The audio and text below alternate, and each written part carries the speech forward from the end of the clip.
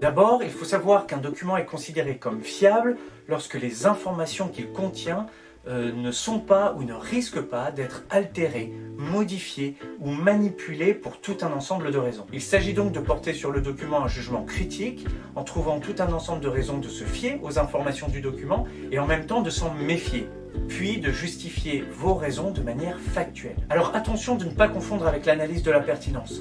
Contrairement à la pertinence, un document peut en même temps avoir des raisons de se fier et des raisons de se méfier. Et c'est justement la coexistence de ces éléments contraires qui permet d'avoir un jugement nuancé sur une information ou sur un document historique. Un jugement critique doit toujours se baser sur un ou plusieurs faits qui puissent prouver vos dires. En effet, une accusation sans fondement n'a aucune chance d'être prise en compte. Si vous accusez par exemple quelqu'un d'être un menteur et que vous ne lui en apportez pas la preuve, vous n'avez aucune chance d'être crédible. Eh bien, en histoire, les preuves sont les informations qu'il y a dans les documents. Il faut également que votre jugement critique contienne une conclusion pour que l'on comprenne le fond de votre pensée. Dans mon exemple précédent, ça serait « tu es donc un menteur ». Du coup, je vous propose de construire vos raisons de vous fier et de vous méfier en utilisant le modèle suivant. Fait, donc, conclusion, ou alors conclusion, en effet, et ensuite vous citez le fait. En veillant à utiliser les connecteurs donc et en effet, vous assurerez ainsi que votre raison se base toujours sur des faits issus des documents et que en même temps on comprenne le fond de votre pensée avec votre conclusion. Vous serez donc ainsi complet, précis et clair dans votre raisonnement. Prenons un exemple. John Kennedy était le président des États-Unis d'Amérique en 1962, donc il est un acteur majeur des événements politiques américains du début des années 60. Ou bien, John Kennedy n'est pas neutre sur la question de l'engagement américain au Vietnam. En effet, il s'agit du président des États-Unis d'Amérique en 1962. Voilà pour la forme. Mais qu'en est-il du fond maintenant ? Sur quels critères peut-on se baser pour critiquer un document en histoire ? D'abord, on va juger l'auteur du document, soit par rapport à son niveau d'expertise, soit par rapport à son niveau de neutralité. Pour ce qui est du niveau d'expertise, posez-vous les questions suivantes. Est-il un témoin direct, voire un acteur du sujet ? Se base-t-il sur des informations vérifiées ? Quelle est sa fonction ou quel est son rôle par rapport au sujet ? Cela le rend-il crédible ? Pareil pour son niveau de neutralité. Demandez-vous si l'auteur défend une opinion ou une idéologie. Quelle est l'origine des informations ? Les informations sur lesquelles se base l'auteur sont-elles neutres ?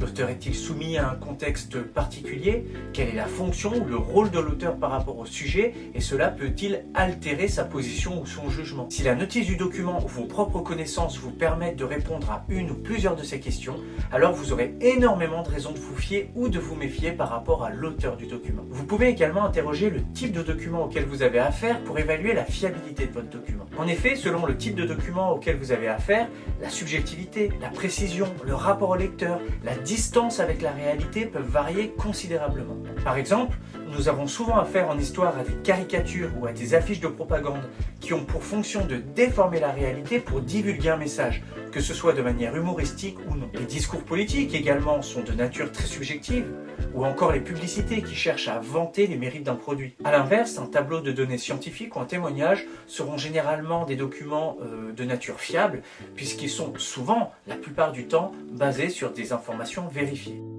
Troisième critère d'analyse utile, le contenu du document. Vous pouvez utiliser les éléments qui sont directement dans le document, qu'ils soient textuels ou visuels, pour évaluer la fonction du document. Soit d'informer, c'est-à-dire en utilisant des faits, de convaincre en utilisant des arguments, ou encore de divertir, ce qui inclut de déformer la réalité pour provoquer une émotion. Pour cela, utilisez des exemples concrets du document. Ça peut être des mots ou des phrases connotées, des marqueurs implicites de la subjectivité, comme « à mon avis », « il me semblerait »,« je pense que », voire même des marqueurs ouvertement explicites comme « voter oui au référendum » ou « je déteste ceci ou cela ». Mais cela peut aussi se retrouver dans la description d'une image, dans la manière dont sont représentés les éléments qui la composent. Bref, n'hésitez pas à analyser votre document en profondeur pour y trouver à l'intérieur tous les petits éléments qui permettront de vous donner des indices sur sa subjectivité ou sur son rapport à la réalité.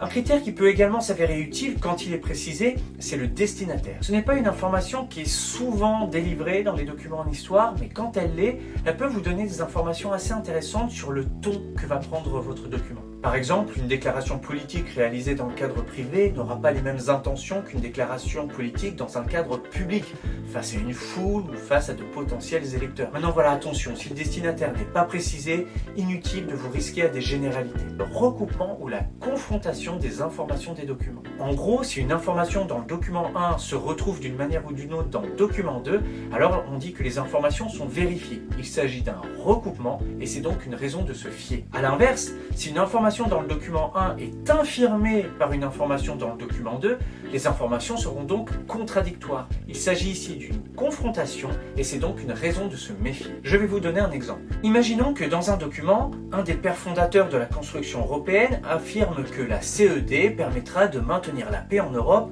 alors qu'à l'inverse, la caricature que nous avons vue tout à l'heure sous-entend que la CED ramènera la guerre sur le continent.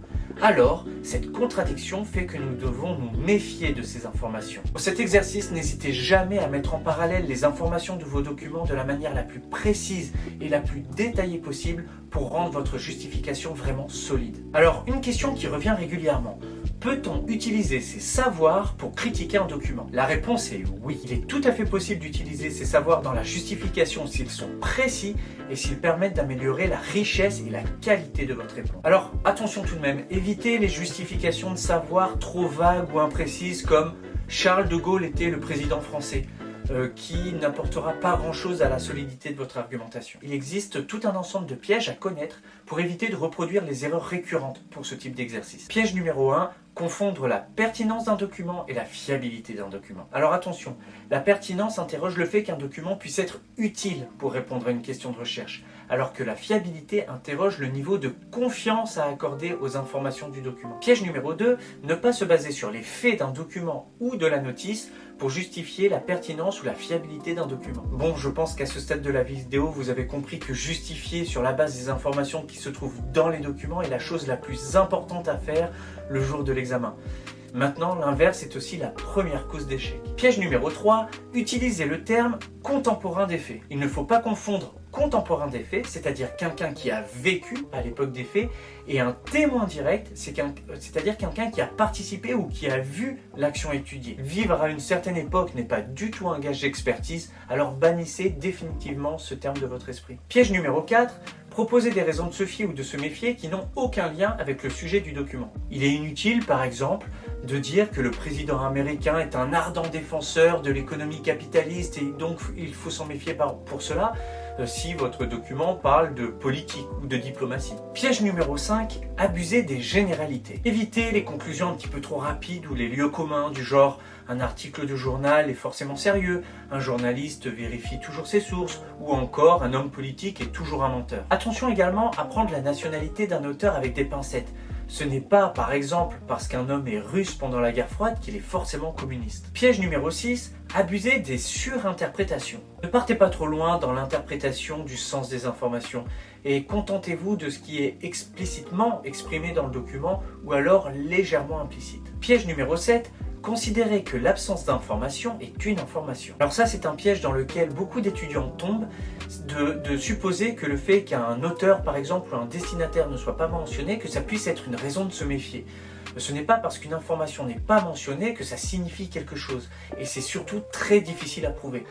Si, dans votre justification, vous êtes tenté d'écrire des mots comme « peut-être »,« probablement » ou d'utiliser le conditionnel, c'est que vous n'êtes pas sûr de ce que vous avancez. Dans ce cas-là, abandonnez immédiatement votre réflexion. Piège numéro 8, proposez des raisons de se fier ou de se méfier qui se contredisent entre elles. Si tous les documents peuvent contenir à la fois des raisons de se fier et de se méfier, un auteur ne peut pas, par exemple, être objectif et subjectif à la fois, même si les faits que vous utilisez sont différents. Enfin, piège numéro 9, établir un recoupement entre deux documents qui ne reposent pas sur le contenu de ces documents. Ça, c'est l'erreur la plus courante sur la critique par recoupement. Le fait que deux documents aient des auteurs qui soient des témoins directs n'est pas un recoupement. Le fait que deux documents s'adressent au même destinataire n'est pas un recoupement. Le fait que nous ayons affaire à deux types de documents similaires comme des caricatures n'est pas un recoupement. Le recoupement d'informations doit se baser sur le contenu et rien que sur le contenu des documents.